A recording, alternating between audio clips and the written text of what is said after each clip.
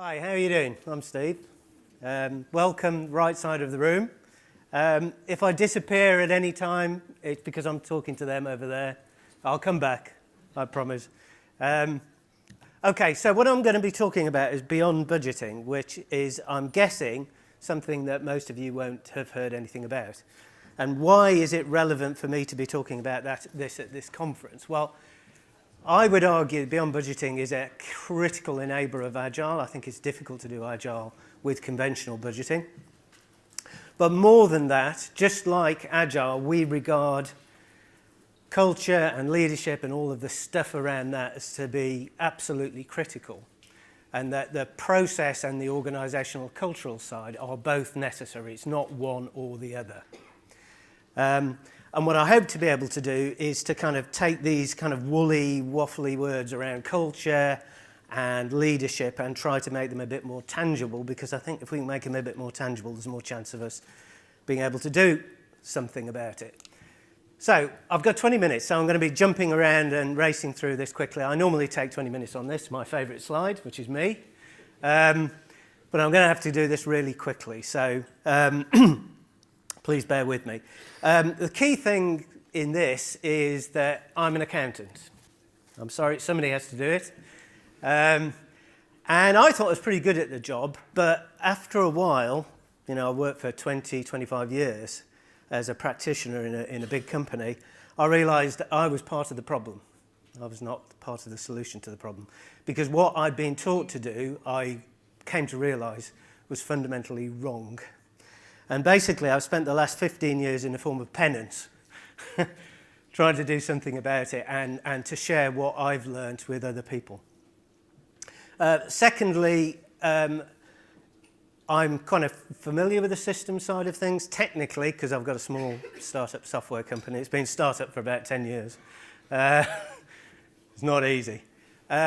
But also, I've done quite a lot of work in systems in the kind of conventional academic sense, and what you'll see is a lot of what I'm talking about today will be informed by that. So to start off, do we all understand what budgeting is? Yeah? Just in case for those of you who don't, it's typically a process that starts around June, July.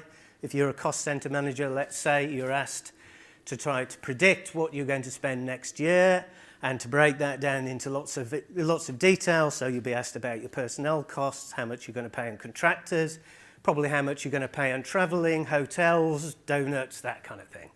So you go through that process and it takes 2 to 3 months. You submit it to your boss and your boss says, no, that's not the right answer. Yeah, so you go back and do it again. You go, oh, instead of 2 donuts a month, I'll take 1.5 donuts a month.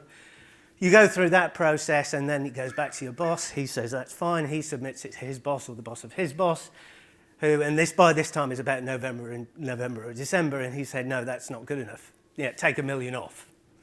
Yeah, and so round about the end of December or sometimes beginning of January or even February, you collapse in a puddle of exhaustion and cynicism. That's budgeting. And the really interesting thing about it is that everybody hates it, and they know it doesn't work, but we keep on doing it. And when you ask people, why do we do it, they say things like, well, it's necessary to motivate people, which makes you wonder what would happen if we really put our minds to inventing a process to demotivate people, because, you know, if that's motivation, we're in trouble. So, why is this a problem? Well, firstly, it's incredibly costly. It takes a lot of time. It's incredibly bureaucratic here on the left-hand side. Yeah, we all know that. Some surveys I've seen suggest that it's actually the most costly business process there is, once you factor in all the time that we accountants demand of other people in the organisation.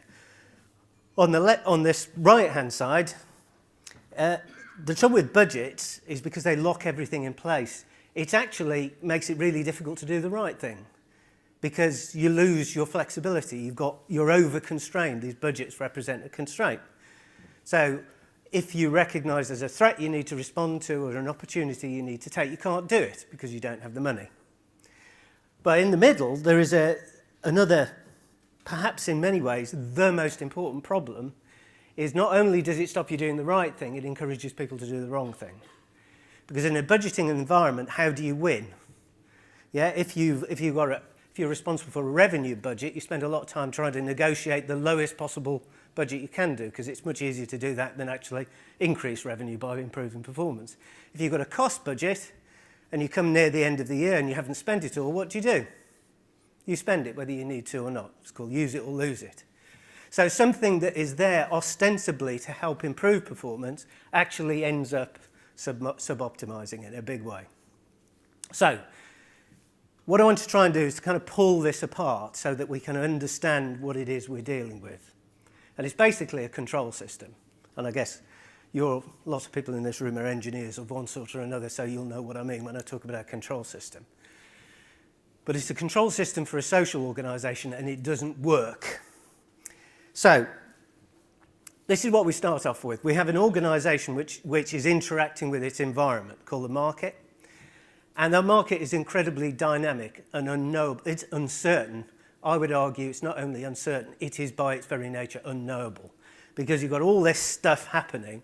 You've got the economy, you've got customers, you've got competitors. You cannot possibly predict what's going to happen. You know, what's going to happen in your marketplace. Obviously, there's a continuum. Some markets are more dynamic and uncertain than others, but fundamentally, you can't predict. And what do we do when we budget? Well, first of all, we say, well, there's some stuff we can do, and we think this is what the outcome will be when we do this stuff. And we fiddle around with that until we get the right answer. And the right answer is usually a politically motivated right answer, the number I want to see, rather than the number I believe is achievable. Which is fine. There's nothing wrong with planning per se. The problem comes when we translate that into the goals that we're going to apply the next year, and we lock those in place. Because at that point, despite the fact that we've just come up with one combination of potentially an infinite number of possible outcomes, we've now locked that in place, and that now constrains what we can do. And we not only lock that in place in terms of fixed targets, we also lock budgets in place, the resource allocation. So we're constrained in what we can do. And we can only change that once a year. So if the world changes at a frequency, at a rate of greater than a year, or more frequently than a year, we've got a problem because we can't react. And then we come to actual performance. Yeah? So we've got this target here on the left-hand side, which is a guess, largely arbitrary, or even worse, politically motivated. So once a month, we're looking at financial numbers only. We're comparing a number, the actual, which has an unknown amount of randomness in it, with a guess, and somehow we think that's telling us something meaningful about performance. You know, if you think about it, that's impossible. And what's more, if you're below your target, if it's revenue, or you're above your target, if it's cost budget, you're expected to come back to the right number. But because the resources are locked in place, you're limited in what you can do legitimately. And if you think about it, the implicit assumption in this is if you're off your budget, it's your fault. The fault is the individual, and the assumption is the individual can correct that variance by working harder or doing something better. What you're not allowed to do is to question the fundamentals of this process. You're not allowed to say, well, the reason why we got a variance is because this was a guess and it was wrong. Yeah, because if you do that, or people accept that as an excuse, the whole edifice tumbles down. Because you're not allowed to recognise the fact that your targets, your budgets, are just a guess and largely politically motivated. So that's budgeting, and that's why it doesn't work. And we make it worse by sticking incentives to hitting your budget, but I'm not going to go into that. So that's traditional budgeting. And the key thing about that, it's a control system, and it's a control system that's predicated on the assumption that you can predict the future, and you can manage back to that prediction, that you can manage compliance. Now, the key thing about beyond budgeting is it's a control system. So some people think you don't have budgets, you don't have control. Wrong. It's still a control system, but it's a control system that works in a different way. And the key difference is it's not predicated on the assumption that you can predict the future. Yeah? It's about providing you with the flexibility to recognize what's happening and respond to it. Now, you in the Agile world will recognize that. Budgeting is conceptually very close to traditional waterfall project planning, because that's based on the assumption you know what the answer looks like. Yeah? Beyond budgeting, like Agile, says we're living in an uncertain world, which is to a degree unknowable. Therefore, we have to have a structured way of responding to stuff as it actually happens. So we're shifting the center of gravity of the control system. So instead of being focused primarily on that side, which is about prediction, sorry, I'll come and talk to you over here, you're probably feeling a bit lonely. Instead of on that side, we focus on measuring what's actually happening and doing that at a high velocity, and not just focusing on financial numbers, also being interested in non-financial numbers. So it's about that feedback loop and making that feedback loop work as effectively and efficiently and as quickly as possible. Now, measurement in itself doesn't give you anything. To have a control system, you need to have a comparator. And the key thing in the beyond budgeting model is the comparator is not an arbitrary number plucked out of the air or generated by a politically motivated process. In principle, the goals come from the environment, because ultimately what you're trying to do in business is win. Yeah? You're trying to beat the competition. And the other thing is competition is dealing with the same level, the same uncertainty you are. So by definition, if you can beat them, you're doing well. So that's the focus of the beyond budgeting model. And as I say, that's a continuous process. So if you're operating in a highly dynamic market, what you want is very, very fast feedback loops. If you're in a less dynamic market, that matters less. Now, that doesn't mean to say you don't do some of this stuff on the left-hand side, because you do need to forecast, not least, virtually every organisation needs to forecast in order to determine whether they've got the resources to do what they need, what they want to do. But the key point is you're not controlling the business. You're using that forecast to help you make decisions. You're not using it to control business activities. And I won't go into rewards. Now, you might say, what has all that got to do with culture and leadership and all of that good stuff? And it's this. One of the reasons why it's really difficult to change, why budgeting, traditional budgeting has stuck, and by the way, it started in 1921.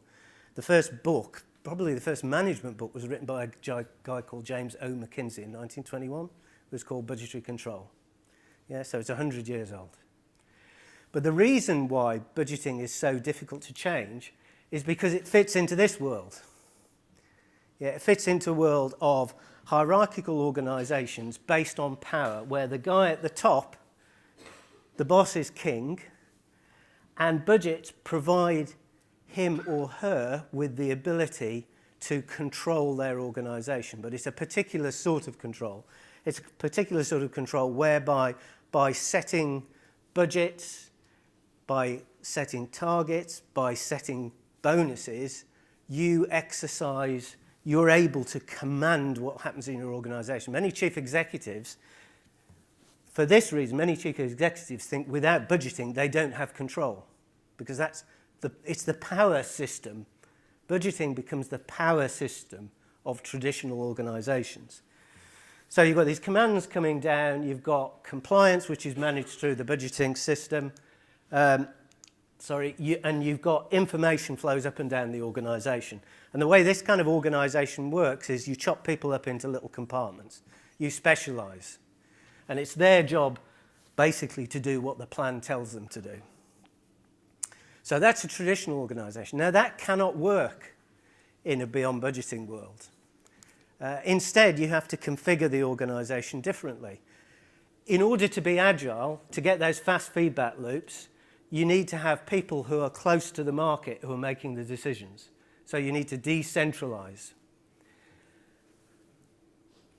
which you might think might create chaos. Yeah, but this is where the beyond budgeting model comes in. The reason why by decentralizing to get that fast feedback loop you don't get chaos is because, first of all, it's embedded in a strong system of accountability, but accountability for delivering performance, real performance, not hitting the numbers. Yeah? So outputs rather than, you're controlling outputs rather than inputs. And this kind of organization is still hierarchical, but it's not a hierarchy which is based upon power. It's a hierarchy which is based on roles, and the role of leaders is to support and to coach the people who are taking the decisions. It's not the only job they do, but that's the primary role. And all of this is held together by information which, instead of just flowing up and down the organisation, flows across the organisation as well, so transparency. But also it's held together not by diktats, not by rules and regulations, but by shared values, shared principles, and all of that within an environment of trust, where your initial, which as far as I'm concerned, what that means is your initial assumption about your colleagues is they're competent and they want to do the right thing and they're honest. Not that they're incompetent and want to do the wrong thing or they're dishonest, which I think is the implicit, unspoken assumption about traditional budgeting. So that's why budgeting and leadership and culture, beyond budgeting and leadership and culture, are so important and so intertwined. And the fundamental shift here, I think, is from an organisation which is centrally controlled and centrally organised to one which is, to a large degree, self-organised. And I just want to explore what those words mean, because these words are bandied about quite a lot. And it sounds sort of like waffly to me. For me, it's broken down into, you can break it down into 6 principles. In terms of structure, instead of being hierarchical with defined roles and based on economies of scales, moving to distributed control, where people in self-organised teams have the ability to make decisions. The purpose, instead of becoming stick to the plan, becomes organised around purpose and mission and strategy. And it's not a coincidence. These are the kind of words you'll hear people talk about in the modern military. Authority, instead of being concentrating at senior levels, is distributed, but it's distributed within clearly defined limits. Control, instead of being compliance with plans, is about accountability and freedom within boundaries. Information, as I've said, moves to being transparent and 360 degrees. And the values which underpin that are those of team values and trust. Just going to add one more thing. I've got somebody's holding up a notice which says stop at the back, so I'm going to do this very quickly. That sounds naive and idealistic. I have been accused of being naive and idealistic in the past, but you have personal experience of self-organised system. I've had experience of self-organised system today, I guarantee it. Yeah? Just so to try to make this real, this is what a self-organised system looks like. It's called the roads. Yeah? Traffic. The way that you navigate around the world is a self-organised system. You've got a structure, which is the motorways, the footpaths, the A roads, the B roads, and so on and so forth. The purpose is clear. It's about to get as fast as possible from A to B, but safely. Authority, decisions are made by individual road users. Nobody's telling you to turn right or turn left. Control is self-managed due to the highway code, but you have law enforcement, but that's by exception. Information, there's tons of it all over the place. Yeah, and it's shared, it's visible. And the values, we all understand this. We all understand this very clearly. When these values are breached, is about respect for other road users, and not only road users, but also pedestrians. So self-organisation does work. It works every single day. And that's the kind of thing which I think is the role of leadership. Now, we do have some examples of where there's no self-organisation on the roads called traffic lights. And imagine what the world would be like if instead of these, you had these on every single junction. Yeah. So, that for me is what leadership is about. Leadership is about managing the context, managing these things on the left-hand side. Leadership is not about telling people what to do. Okay, that's all. Thank you very much. Thank you.